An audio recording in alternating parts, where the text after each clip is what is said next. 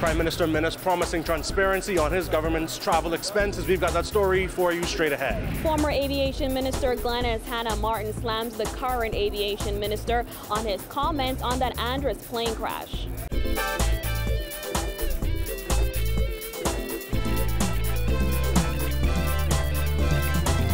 Our news is brought to you by Alive, the nation's newest and best LTE network. Good to be alive. Welcome to our news and thanks for joining us. I'm Kyle Joaquin. Topping news tonight, despite criticizing the former government for having a large travel bill, Prime Minister Dr. Hubert Minnis says he plans on taking more business trips. Jared Higgs tells us that members of the media questioned the Prime Minister on whether he will be fully transparent about the cost of these trips. Every penny we spend, we would account. Prime Minister Dr. Hubert Minnis insisted that his use of Facebook Live to broadcast his meetings and other activities while traveling amount to a significant level of transparency. Minnis was asked whether he would release the travel expenses for his trip to Houston, Texas, which he returned from this afternoon. We are very transparent, Travis. You were able to see me leave the plane by what's happening now. You were able to see me go into those meetings. You knew exactly what was discussed. You knew when I went to Governor Abbott. The only part you did not probably, I don't know, was the visit to the port. The delegation to Texas, headed by Dr. Minnis, included Minister of Foreign Affairs Darren Henfield, Minister of State for Grand Bahama Senator Kwesi Thompson, Bahamas Ambassador to the U.S. Sidney Colley, Senior Policy Advisor Joshua Sayers, non-resident ambassador designate for Central American States C.A. Smith, and Mrs. Linda Mackey, who is Bahamas Consul General for Miami. During an address last July, Dr. Minnis was critical of the Christie administration for what he described as luxurious travel with large delegations. He promised that his government would reduce travel expenses and produce reports on travel upon return. When pressed on whether their travel expenses would be released and what the difference was between their travel and the former administration's, Dr. Minnis said this. There's a difference between spending and no results, spending and results. Which would you prefer? We are being very transparent. You can see, the world is watching me now. That's transparency. And so we don't hide anything. I don't know how more transparent you can be. We're being streamed. The only thing she did not stream was when I walked into my bedroom. I told her, cut that off. Prime Minister Minnis was also asked about the travel of his cabinet ministers, who sometimes leave the country with little to no information coming into the press. If you want the cabinet to report of the ministers' travels, that's not a problem. But what I can say is all their travels are within budget. We don't have a problem. We have absolutely nothing to hide. Minnis says these trips are crucial to building business relationships and that Bahamians shouldn't be surprised to see him taking more trips of this nature. Reporting for our news, I'm Jared Higgs. Former Transport and Aviation Minister Glenys Hannah Martin slamming current Aviation Minister Dionisio de Aguilar in the House of Assembly today. Her review comes in the wake of de Aguilar's tough talk on reforms for the aviation sector following last week's deadly plane crash in waters off North Andros. Hannah Martin says now is simply not the time for the current aviation minister to be weighing in when there is still an active investigation. Jasmine Brown reports. Let the report come, and out of that, the minister will know what he must do next. And that, but I want to urge him, just, I know it's a tough job. You can find that out. It's a tough job, but you must stand up like a man. Take it. Stand up like a man. It was with that strong warning that Hannah Martin urged de Aguilar to tread carefully when it comes to that ongoing investigation.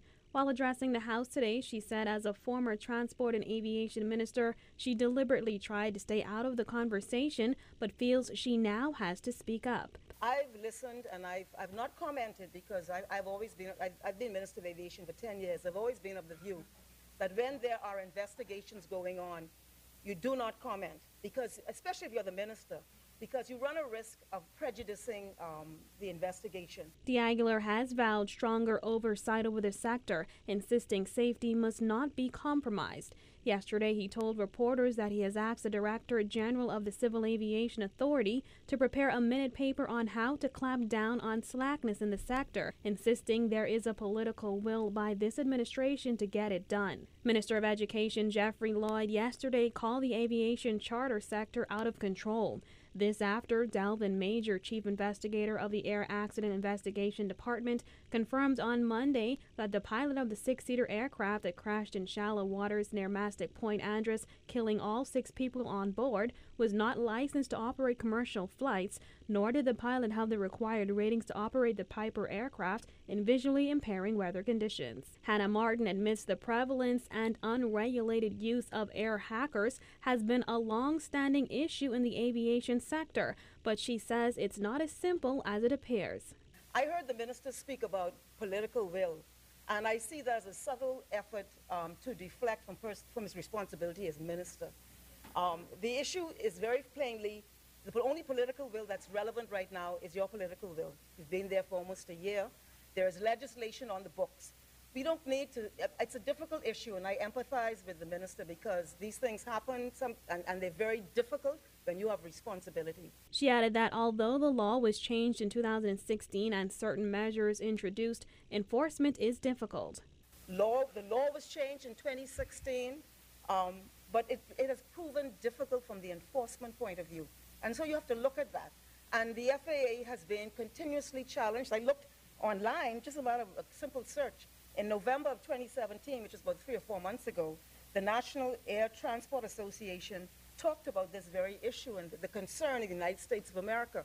So we must be very careful how we comment on these things in a way that does not cause for a higher understanding of the population. We want the investigation to take place.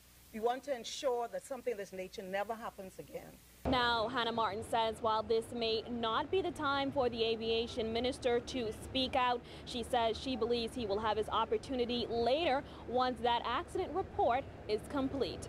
Reporting from the House of Assembly for our news, I'm Jasmine Brown. Voluntary separation packages have been offered to employees of 4 branches at the Royal Bank of Canada as the bank prepares to shut the doors on those locations, 2 in New Providence and 2 on the Family Islands. It's a move Finance Minister Peter Turnquest says has the government very concerned, particularly when it comes to how many jobs will be affected. In a statement yesterday, RBC announced that its John F. Kennedy and Robinson Road branches will be consolidated with its Carmichael Road branch, while its branches in Andros and Grays, Long Island, consolidated with its main Bay Street branch. It is unclear how many bank employees would be impacted by this move. When contacted today, a rep for the bank informed our news team that employees were offered voluntary separation packages and that they have a deadline to apply for another position within the bank or accept the package. RBC Managing Director for the Northern Caribbean, Nathaniel Benaby, said in a statement, "We are providing strong support to assist affected employees through this transition. As a responsible employer and community leader, we value the contributions of our employees and are committed to treating our employees with respect, dignity, and compassion." He continued, "We will work with all impacted employees to find ways in which we can support their careers going forward, whether within RBC or elsewhere." But this move comes less than a month after RBC's digital transformation took effect.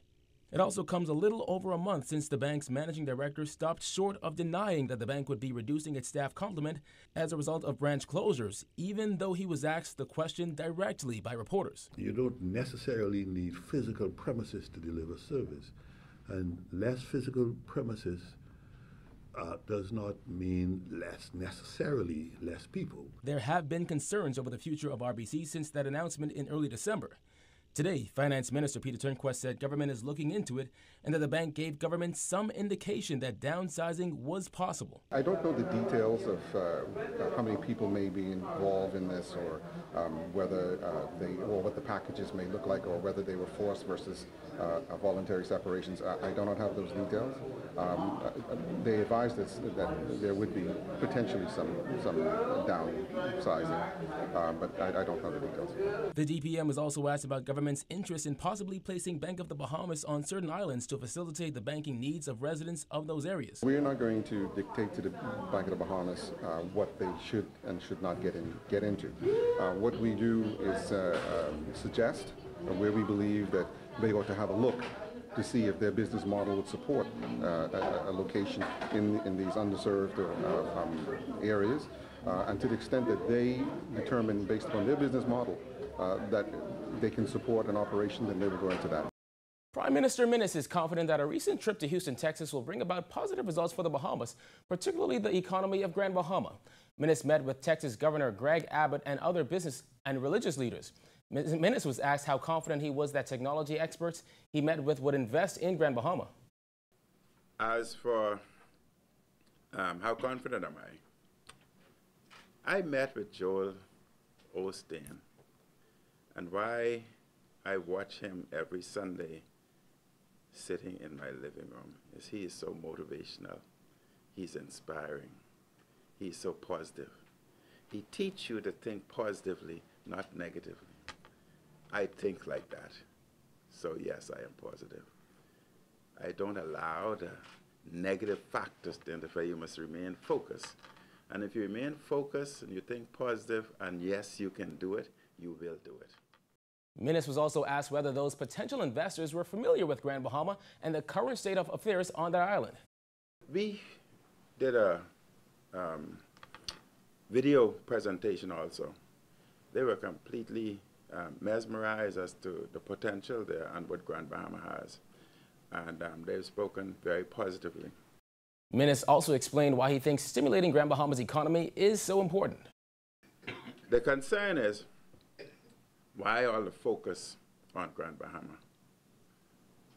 I view New Providence, the Bahamas, as an aircraft trying to take off.